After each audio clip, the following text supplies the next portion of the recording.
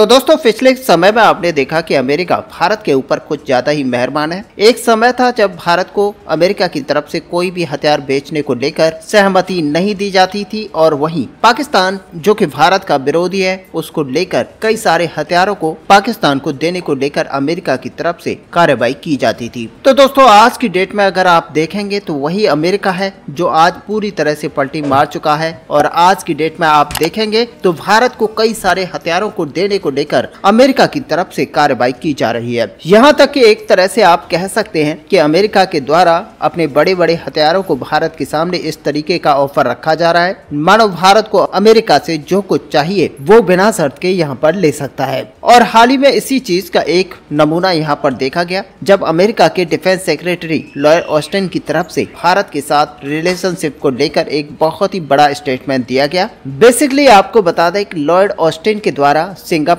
में आयोजित एक डायलॉग के अंदर भारत और अमेरिका के बीच में डिफेंस रिलेशनशिप को लेकर ये बयान दिया गया कि जो भारत और अमेरिका के बीच के डिफेंस रिलेशनशिप है उसको काफी स्ट्रॉन्ग किया गया है और आने वाले समय में इसको और भी ज्यादा मजबूत किया जाएगा।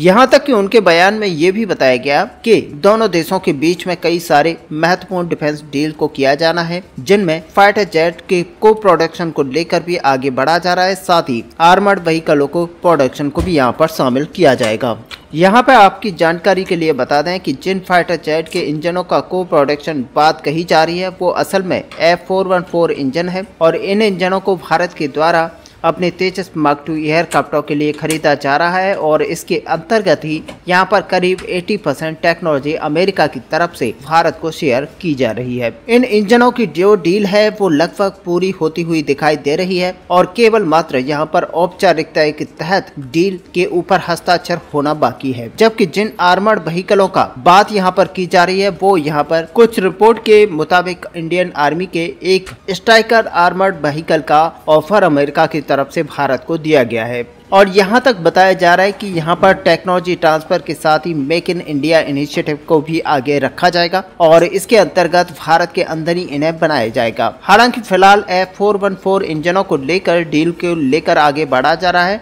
और कम से कम 80% टेक्नोलॉजी यहाँ पर ट्रांसफर भारत को की जाएगी। ऐसे में आपको बता दें कि हिंदुस्तान एरोनॉटिक्स लिमिटेड जो कि भारत की तरफ से कंपनी रहेगी वो इन इंजनों को मैन्युफैक्चर करेगी और साथ ही साथ इन इंजनों का उपयोग AMCA मार्क 1 एयरक्राफ्ट के अंदर भी किया जाएगा। साथ ही यहाँ पर संभावनाएं ये भी बताई जा रही हैं कि twin engine deck based fighter jet के अंदर भी इसी इंजन का उपयोग किया जाना है। और दोस्तों अगर इन इंजनों को 80% तक ट्रांसफर ऑफ टेक्नोलॉजी के तहत बनाया जाता है तो नो डाउट यहाँ पर इंडिया के जो डिफेंस मैन्युफैक्चरिंग है उनमें इनहेंसमेंट आपको देखने को मिलेगा और साथ ही मेक इन इंडिया इनिशिएटिव को भी यहाँ पर बल मिलेगा। ऐसे में F414 इंजनों को हाई परफॉर्मेंस के तहत बनाया जाएगा और एक तरीके से आप कह सकते हैं कि तेजस मार्क 2 एयरक्राफ्ट में भी इस इंजन को यूज होने वाले इन इंजनों को अगर प्रोडक्शन भारत में होता है तो नो डाउट इससे तेजस मार्क 2 एयरक्राफ्टों को काफी ज्यादा इंडिजिनियसली बनाया जाएगा और इन एयरक्राफ्टों के मेंटेनेंस को और भी ज्यादा आसानी यहाँ पर किया जा सकेगा। ऐसे में ये क्लियर है कि अमेरिका और भारत के बीच में जो डिफेंस रिलेशनशिप है इस इंजन की वजह से काफी हद तक सुदृढ़ होंगे और ऐसे में देखा यह जाएगा कि भारत और अमेरिका के बीच में और भी कई डिफेंस डील को यहाँ पर किया जाएगा। यहाँ तक कि आपको बता दें कि अगर भारत के अंदर ही मेक इन इंडिया के तहत इन इंजनों को डेवलप किया जाएगा तो आप समझ कर चल सकते हैं कि भारत के अंदर ही जॉब को यहाँ पर बढ़ावा मिलेगा। ऐसे में आप कह सकते हैं कि काफी डेवलपमेंट भी होगा और प्रोग्रेस यहाँ पर काफी बेहतरीन तरीके से होने की उम्मीदें जताई जा रही हैं। वहीं पर अगर स्ट्राइकर व्हीकल को देखा जाए तो बेसिकली ये एक तरीके के 8x8 इन्वेंट्री कॉम्बैक्ट व्हीकल है जिसे कि अमेरिकी company general dynamics Reliance system की तरफ से बनाया जाएगा और रिपोर्ट के मुताबिक इन व्हीकलों को काफी बड़ी मात्रा में अमेरिका अपने लैंड फोर्सेस के अंदर इस्तेमाल करती है। तो वहीं पर अमेरिका के अलावा और भी कई देशों के द्वारा इन व्हीकलों को यूज किया जाता है और इसी वजह से अमेरिका के द्वारा भारत के सामने भी इसी प्रस्ताव को रखा गया है और ऑफर नहीं आप कह सकते हैं कि व्हीकलों को भारत के अंदर ही डेवलप किया जाएगा और साथ में ही अमेरिका की तरफ से ट्रांसफर ऑफ टेक्नोलॉजी इसके तहत शेयर किया जाएगा। और ये सारा जो प्रोसेस है वो मेक इन इंडिया इनिशिएटिव के तहत चलेगा, जिसके तहत आप मानकर चल सकते हैं कि भारत के अंदर ही इनको पूरी तरह से डेवलप किया जाएगा। बड़ी बात यहाँ पर यह होगी कि इन व्हीकलों को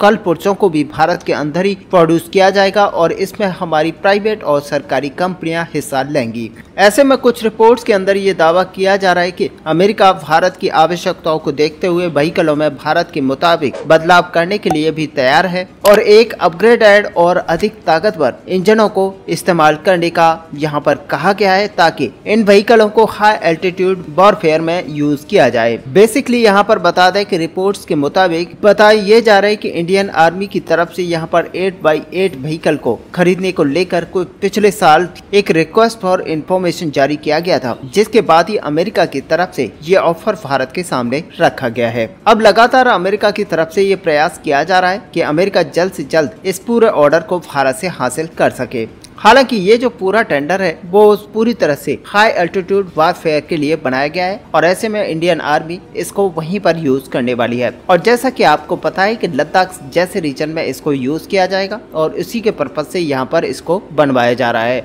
अब देखना यह होगा कि इंडियन आर्मी की तरफ से इसके अंदर चेंजेस को लेकर क्या रिक्वायरमेंट दी जाती हैं और अमेरिका उस पर कितना खरा उतरता है। हालांकि आपको बता दें कि यहाँ पर भारत के अंदर भी कुछ प्राइवेट कंपनियां हैं जो कि इस तरीके के व्हीकल को बनाकर तैयार कर रही हैं और अब यहाँ पर देखना यह होगा कि आखिरकार भारत यहाँ पर स्वदेशी व्हीकल के साथ ही अमेरिकन व्हीकल को भी लेने के लिए कितनी कितनी क्वांटिटी देता है। और ऐसे में दोस्तों इन सारी संभावना को अमेरिका किसी भी हालत में अपने हाथ से जाने नहीं देना चाहता और शायद इन्हीं कारणों की वजह से अमेरिका के वरिष्ठ अधिकारियों की तरफ से अब अमेरिकी हथियारों को लेकर बयान रखा जा रहा है। और ऐसे में आप मानकर चल सकते हैं कि अमेरिका ऐसे लगता है जैसे अमेरिका हर तरीके से भारत को सब कुछ देना चाहता है। और ऐसे में दोस्तों आपको ये भी बता दें कि अमेरिका केवल मात्र अपने फायदे के हिसाब से आगे बढ़ता है और ऐसे में जब तक अमेरिका को भारत से फायदा मिलेगा तब